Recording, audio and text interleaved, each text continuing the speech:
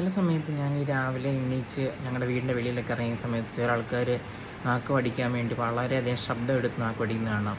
ചില ആൾക്കാർ വന്നിട്ട് സ്റ്റീലിൻ്റെ കമ്പി വെച്ച് വടിക്കുന്നുണ്ടാകും, ചില ആൾക്കാർ പ്ലാസ്റ്റിക്കിൻ്റെ ടങ് ക്ലീനർ വെച്ച് വടിക്കുന്നുണ്ടാകും, ചില ആൾക്കാർ ഓലയുടെ ഈ ഈർക്കൽ ഉപയോഗിച്ചിട്ട് നാക്ക് വടിക്കുന്നതാണ്.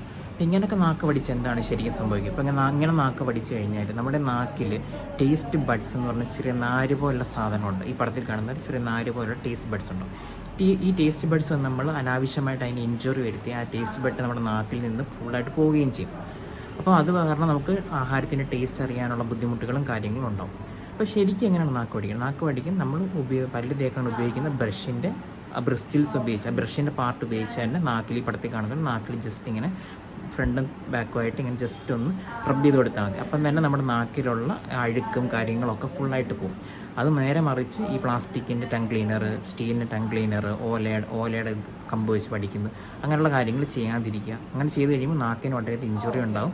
പിന്നെ നിങ്ങൾക്ക് ടേസ്റ്റ് സെൻസേഷനൊക്കെ നഷ്ടപ്പെടും.